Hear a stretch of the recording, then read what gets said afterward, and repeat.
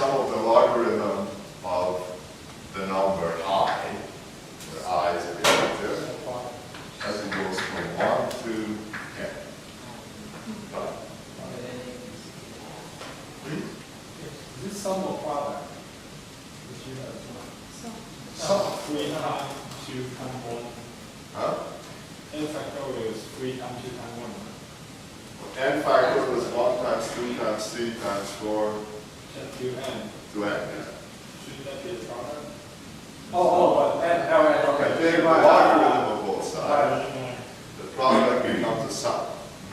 And now comes the approximation, okay? The approximation is a sum. Now, what is a sum? You can think of a sum as just, if you think about this sum,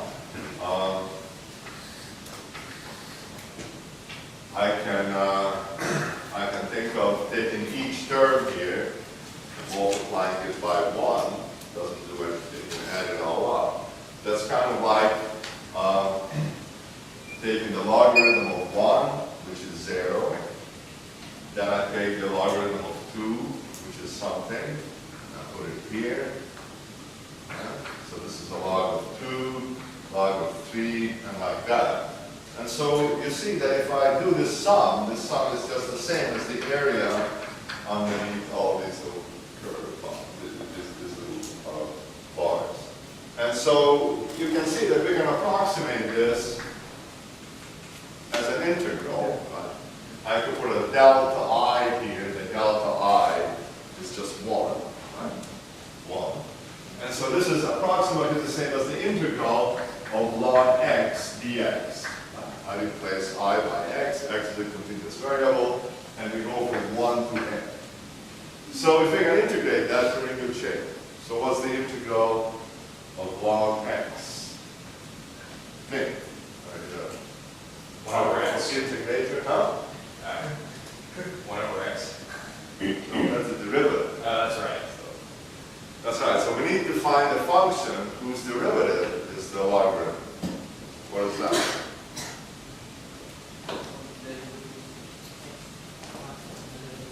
Sorry, what? I don't know, but the first thing I think is about to do the derivative of x multiplied, L and x. Right, yeah, so if you consider, so we are looking for a function whose derivative is log x.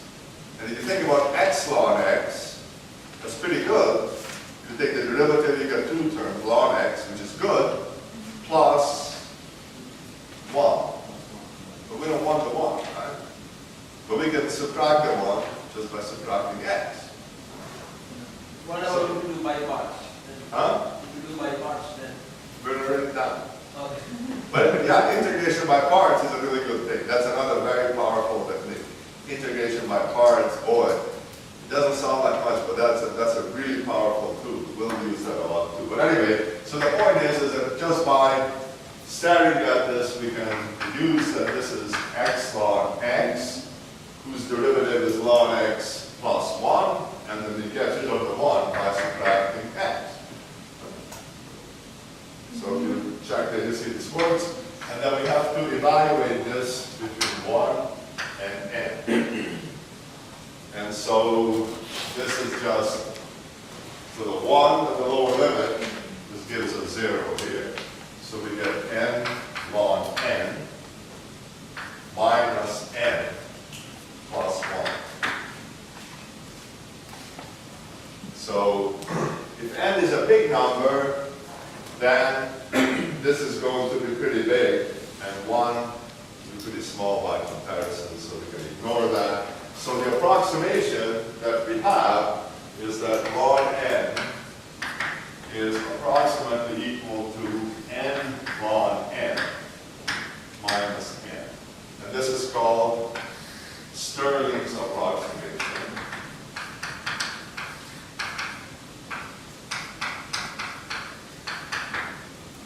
And it works pretty well for large numbers of n. And you can see this is much nicer. We can take derivatives of this quantity, or even if we exponentiate both sides, we have that n factorial. You can also write this as n factorial is approximately equal 10 to the n times e to the minus n. You can write lots of ways. But in any case, now you have something that you can differentiate, even integrate, do all kinds of stuff with it. So this is a useful approximation, and even if you don't remember it, if you're always able to derive it, it's pretty simple, and be able to use it. Yes, It's only good for large ends, right? well, yeah, you can try it actually, how good it is for small. But yeah, I mean, if n is equal to 0, n factorial is 1, right? Factorial 0 is 1. This guy blows you out of the water. No, but 0 times log of 0, what is that? What's the limit of x log x when x goes to 0?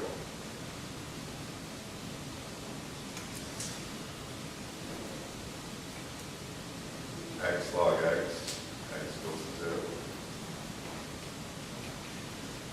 Hi.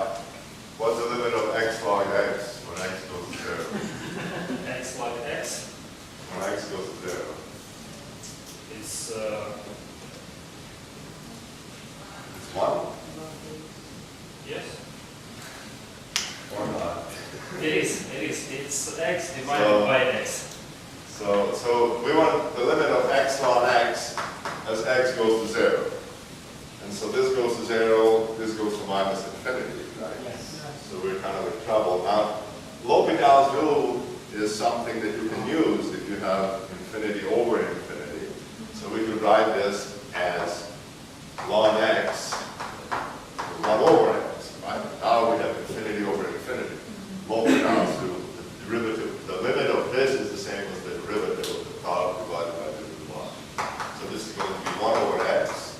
This is going to be minus 1 over x squared. And the limit is,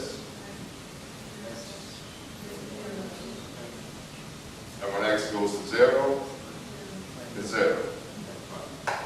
So the limit,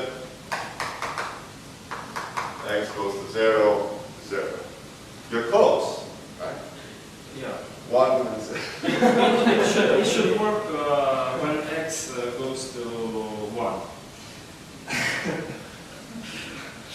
I'm not sure.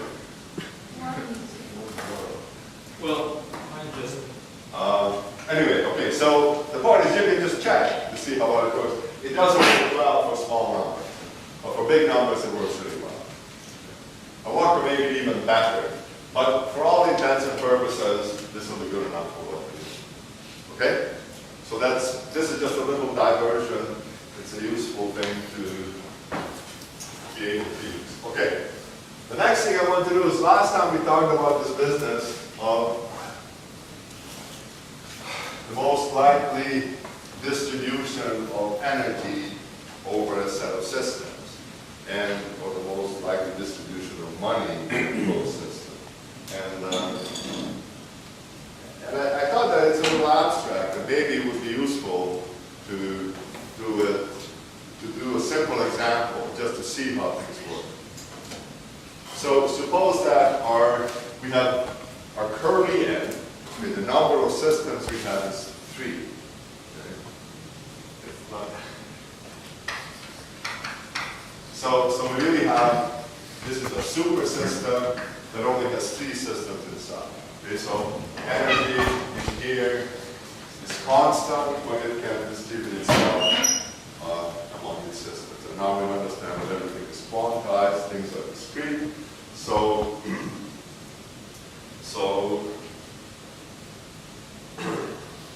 suppose that I have energy 1. So I need to have energy state, so I have lumps of energy to distribute here. So suppose that energy 1 is 0, energy 2 is 1, energy 3 is 2, and energy 4 is 3. So each of these systems can have a possible, one of these possible energies. It can be, depending on the state, you have discrete energy, this can be P1 or, these guys can take on discrete values. So these are the different energies. And we have to say what the total energy is, and so let's just say that the total energy is 3. This could be joules or any other energy. asking how can we distribute this energy along those systems. And remember we had these numbers of N1 is the number of systems having energy 1, N2 is the number of systems having energy 2. So suppose that we have, so we can only look at distributions where the total is equal to that. So let's look at the case when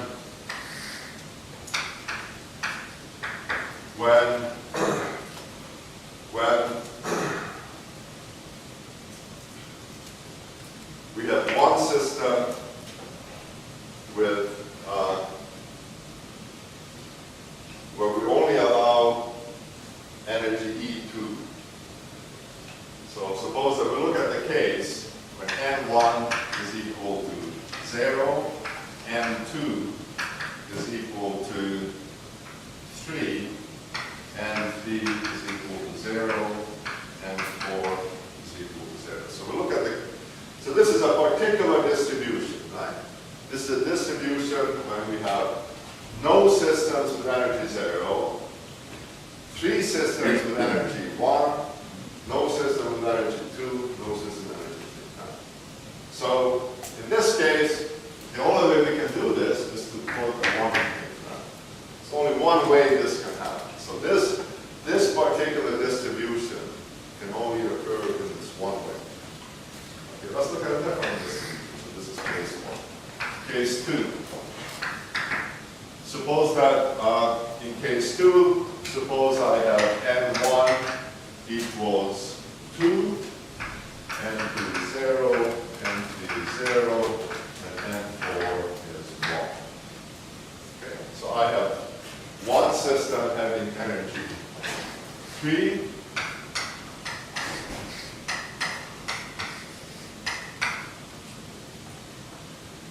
I can have 3, 0, 0, 0, 3, 0, 0, 0. So this is another distribution consistent with having the total energy equal to 3. And we find that this can happen 3 ways. Look at case 3. So what we're asking is suppose that we have some arbitrary distribution, what is the probability of that occurring? And that's what I'm trying to illustrate. So case 3, another distribution that we can have when the total is equal to 3 is when we have N1 equals 1, N2 equals 1, N3 equals 1, and N4 is equal to 0. So we have one system having energy 0, one system having energy 1 joule, one system having energy 2 joule. Right? Sum is 3. And now you try to figure this out, and I won't put boxes anymore, but we can have the 0 here, and then we can have 1 joule here and 2 joules there, or 2 joules here, 1 joule here, or I could have the 0 in the middle like this, or I can have the 0 at the end, which would be 1, 2, 0, or 2, 1, 0. So in this case, so this can happen, the number of ways this can happen is 1. Number of ways this can happen is 3. The number of ways that this can happen is 6. And you think with the formula, which was n factorial divided by n1 and 2 and like that.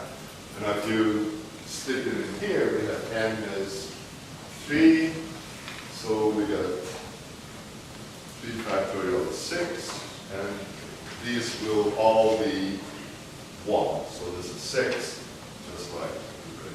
So the idea is this, that all of these states, these microstates, this guy, this guy, this guy, this guy, these are all equally probable. Right? If you just have lots of systems, the energy could be in any one of these states. There's no preference for this over that, right? It's all the same. So these microstates of the supersystem are all assumed to be equiprobable. But there's a lot more ways that this distribution can occur than this or this. So that's what we are looking for. We're looking for the arrangement of energies which can happen in the largest number of ways. And what we expect then is that if we were to look into a system, then that's what we would see. Because there's just more ways for that to happen than for the other alternatives. And it turns out, we won't show this, that if you have a very large number of systems, then the most probable distribution becomes overwhelmingly probable. The probability of the other things happening just becomes vanishingly small compared to this. If you have lots of particles, if you have lots of systems, then you're pretty much guaranteed that that is what you're going to see. Okay? So I just wanted to give this little example to... Excuse me. I understand that for a system, the most possible distribution happens when each energy state has same numbers of subsystems. I'm not sure I understand the statement. You see, here we have three systems, and each energy state has one system. So if there is curvable energy systems and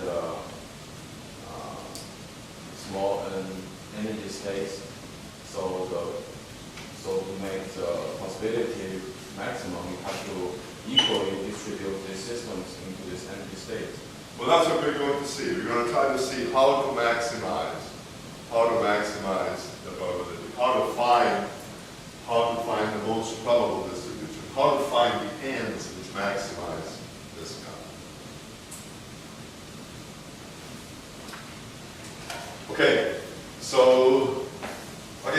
But I wanted to give this example so you have a kind of a physical sense of what to expect. So if you have three people and you have money and you have bills, as I've indicated here, then basically the most likely distribution would be the one at the far end. All right. So moving on. So we wrote down that last time that the number of ways that a particular set of ends can be realized. So the number of ways that we can realize a particular set of ends, just like these ends we've been writing here, is equal to n factorial over n1 factorial, n2 factorial, and like that.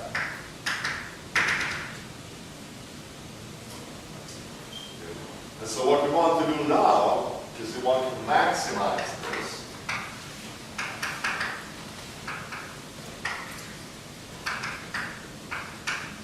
Subject to two constraints. And the constraints are, what? What are the constraints?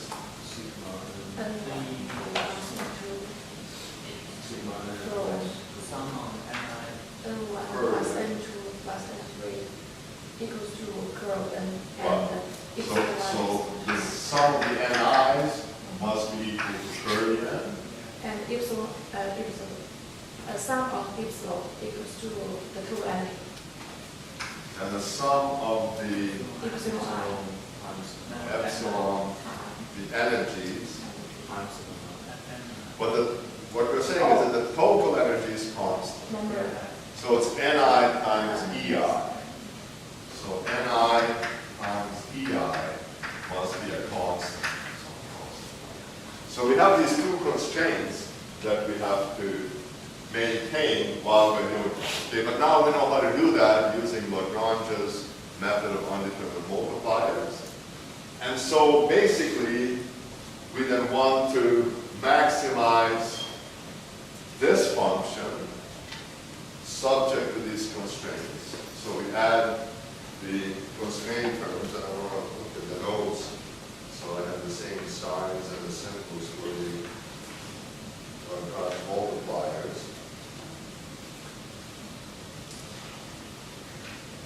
Okay, and so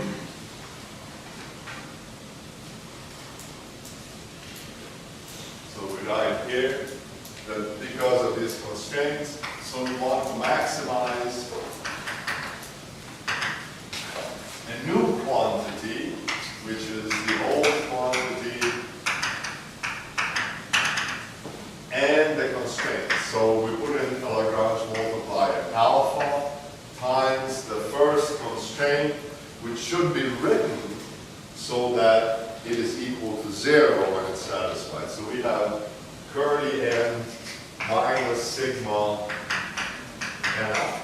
Okay? So this is the constraint when it's satisfied, this is 0. Lagrange multiplier. And then we put beta, do the same thing for the energy. E total minus the sum of EI. And now we just maximize this guy in the usual way. We take the derivative and set it equal to 0. So what we're looking for is a set of ni's which make this as big as possible, subject to these constraints. So we want to take the derivative of this expression with respect to ni and set that equal to 0. Right. How many lines do you have? How many variables? How many? Yeah. We don't know exactly, but they have to satisfy this. So, okay, and now comes this issue of now we want to take the derivative with respect to a factorial. And, okay, now we know how to do that because we can approximate these factorials using Stirling's theorem. Okay, now the easy way to do this is to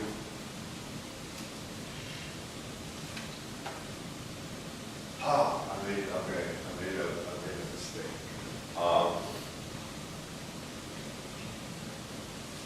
Yeah, okay. I have to backtrack a little. We want to maximize this subject to this. So I want to make the statement that maximizing this is the same as maximizing the logarithm of that quantity. The logarithm is a monotonic function. So maximizing that has to be the same as maximizing this, right? Because it's monotonic. Everybody happy with this? So I want to maximize the logarithm of this, and we are doing this simply so that we can use Stirling's approximation and take derivatives of factorial. Okay. So now we replace this guy by Stirling's approximation, and then we're in good shape.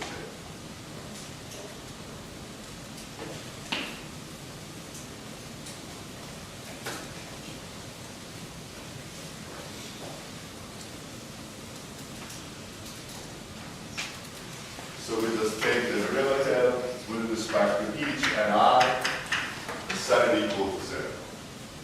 So let's do it. So first of all, even before using Stirling's approximation, the natural logarithm of this guy here, which is going to be the natural logarithm of this thing, and then minus the natural logarithm of n1, minus the natural logarithm of n2 factorial, and so on. So taking the derivative is just taking, so we have to take the derivative with respect to ni of minus Stirling approximation of that, and so n factorial is approximately log n factorial approximately n and I.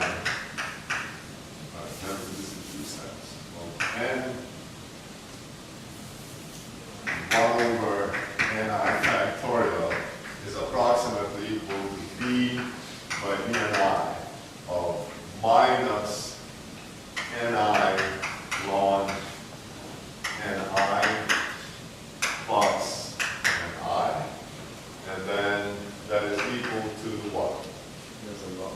You should have a log in the left side of the partial part. Yeah. That. Yes, yes, yes, absolutely. Thank you. Thank you. Very good. Okay, and what is that derivative? Minus log and I. It's minus ln ni. And that's it. Other terms cancel out. Good. So then, when we do the maximization, we take the derivative with respect to ni of this guy, and we get this.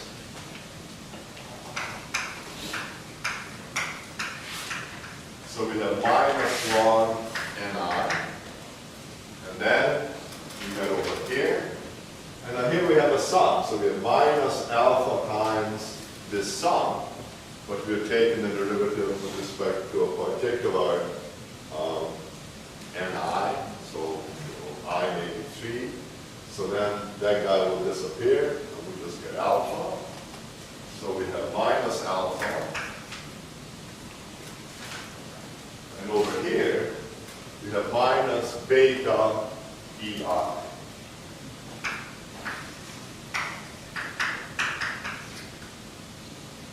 Okay, are we good? So we do this for every ni, and this must be true for every ni. And so, that's it. So now we just change the signs. Take these guys over here, they become minus again, exponentiate both sides, and we have the ni is equal to e to the minus alpha minus beta EI.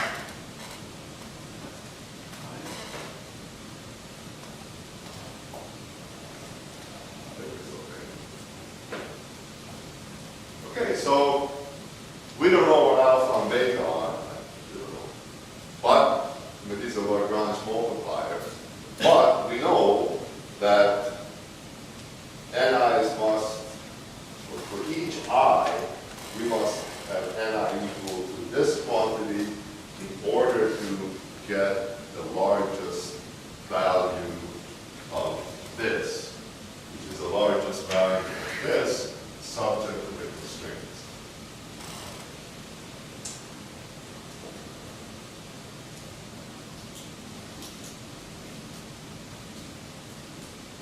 Okay, now, if we sum over the ni's, we have to get curly in. So, sum of the ni's is equal to, so I can write this as a product. So I have e to the minus alpha times the sum of e to the minus beta EI. And this must equal curly n. So we have this.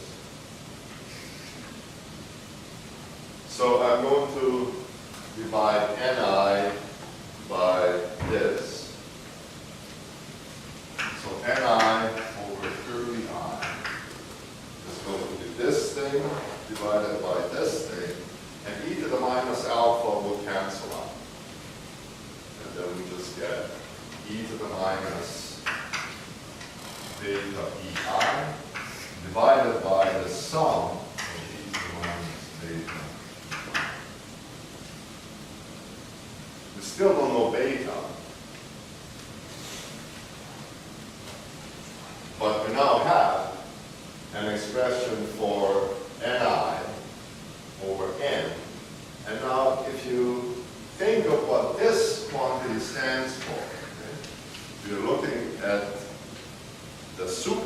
system that has the most likely distribution of energies, and there we will find that the fractional system, number of systems divided by the total, having energy EI is this. And this fraction is just a probability that one of our systems has energy EI. So this is just the probability of system having energy EI.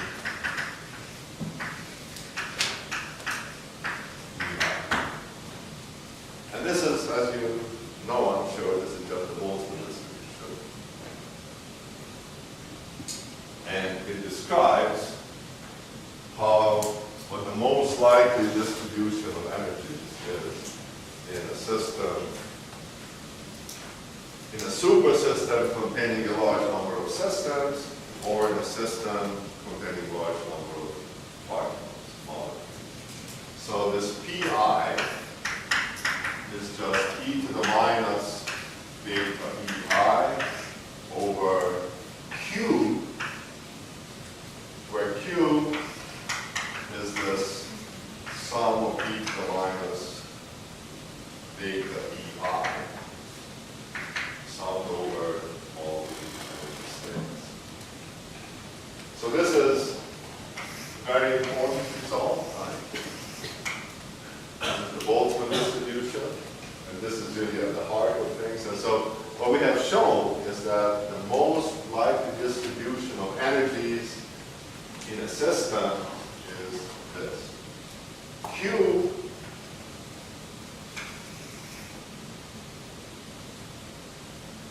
in German is a special word for this, which is the sum over states.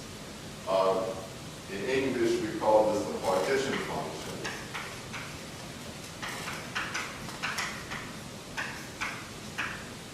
A really important quantity, a really important concept that we'll be using a lot. Okay, so this is kind of the main result for this part. And so maybe it's time to stop a little and think about this. So you have all seen this, right? Presumably both of this. So hopefully now we have a clear sense of how we have derived it and what its significance is. So we still have to connect this with macroscopic observables. We're just kind of talking here of states of different energy, but there's something here. I want to talk in terms of quantities like temperature, heat, energy, and so on. So we have to relate this now to macroscopic variables, so we have to talk a little about thermodynamics. But, so one thing I want to mention is that temperature, and this beta is really 1 over kT. And you can show that if you look in detail at an ideal gas. Just look at the behavior of an ideal gas, which is relatively easy to model because you're not interacting with balls flying around. Then you can show that this is beta is like 1 over kT. So it's a Lagrange multiplier, and it turns out that its sort of physical significance is that it's inversely proportional to temperature. Math question? Because we are inserting formula here, that means each system must have a big number of particles. What if we want to consider the possibility of a system which contains only a few particles? You need a better approximation to the derivative of a factorial. But that is only correct when the Ni is a big number. What if Ni is a small number? Things don't work. Statistical mechanics doesn't work for free particles. But that's a really important thing. So people who do biophysics often cannot use statistical mechanics because they just don't have enough things. You really have to look at how the individual behavior is. But the point is that we do this because we have 10 to the 23 particles. When we only have 5 particles, but this doesn't work well. then we can actually solve the behavior and we'll solve the equation of motion for the final. Oh, there's 20, 30. It's hard to solve one by one. That's this too. Well, okay, but I think so, you know, the exact solution gets more difficult, but as you get bigger, but this gets better and better. So you have an overlap region, you have to decide what accuracy you want. Yes, the difficulty makes simplest way go down and statistical go up. What about the middle part? Well, you can estimate, I mean, you can estimate the error pretty well by just asking yourself how well does Stirling's approximation work. And there are better approximations, other terms you can have here. So you can do much better than this very simple one that we have.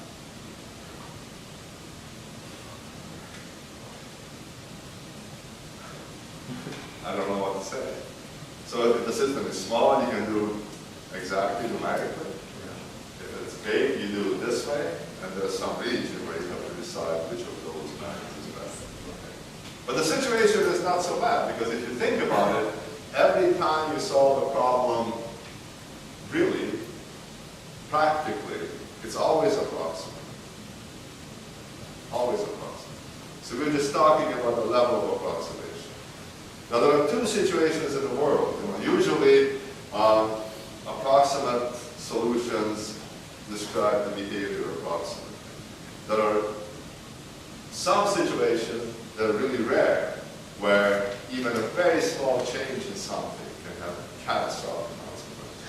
Like butterfly effect. Well, yeah, like butterfly. Like there are many systems which are sensitively dependent on, say, visual conditions. There you really have to worry about what happens. And some of those problems are simply not easily solvable, maybe not solvable at all. Okay. May I have a question? Sure. You said that beta can be found if we look at ideal gas. Yes, right? But we use Boltzmann distribution far not only in ideal gas. Yes. Mm-hmm. So we use Boltzmann distribution not only in ideal gas. Absolutely. So can we find beta from other systems, or we just say that it is the same as in ideal gas? And if we say... But it turns out that beta doesn't depend. I mean, evidently beta doesn't depend. It is just a Lagrange multiplier whose significance can be obtained from the fact. And so remember the story, right? You have your minimization problem, and then you have your Lagrange multipliers. You do the minimizations, you don't have enough equations to solve for all the unknowns, so you have to go back to the constraints and use the constraints. So we have gotten rid of alpha, alpha's gone. We still have the condition that the sum of ni times ei must be equal. So if I actually solve this, I can find beta. That's right. And then it should somehow depend on EI. In each case, you will find that beta will be 1 over kt. We just choose a particularly How simple will case. 1 over kt appear in that constraint? Well, it doesn't appear here at all. So how will kt appear after that? How will we take thermodynamics and put it in here? You want to see a derivation that shows that beta is equal to 1 over kt. Not necessary to see, but to know what is the point that connects it. Where or when will I Well, in the say case of this an ideal is gas, KBT?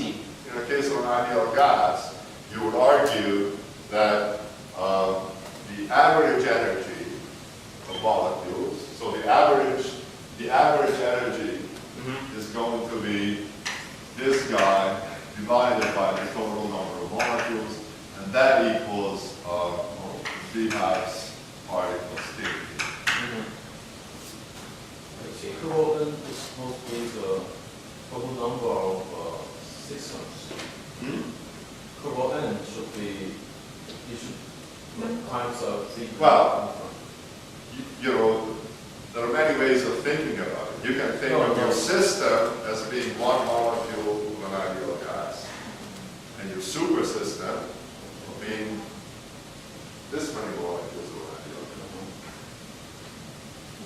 But, So you can think of it as but each system is supposed to contain a big number of particles. So this basically is not energy per particle, it's energy per system.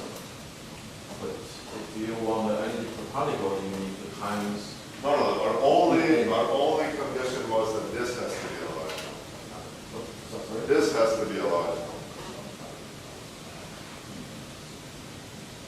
Yes. And That's all. yes.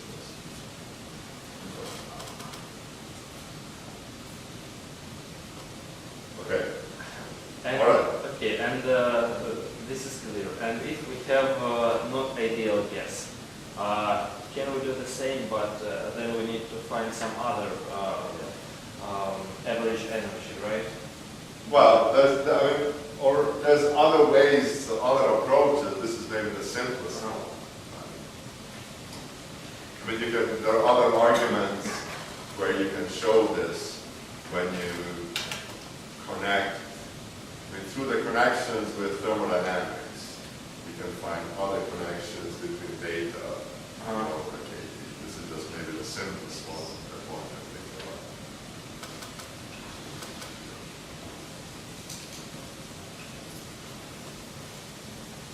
Okay, so this is foundations of statistical mechanics, and we could spend, quite a lot of time discussing various aspects.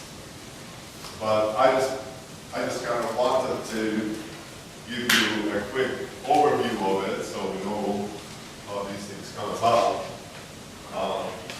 But now I want to move on, and the next thing I want to talk about is thermodynamics, which doesn't care about what's going on inside, just looks at the system as a black box, and just talks about conservation of energy, work done by the system, and so on. So up to now, we kind of had a microscopic picture distributing energies over many systems. Now we want to look at thermodynamics and connect the statistical picture with thermodynamics, and then hopefully we'll get to the free energy, and then start machinery to work. Okay.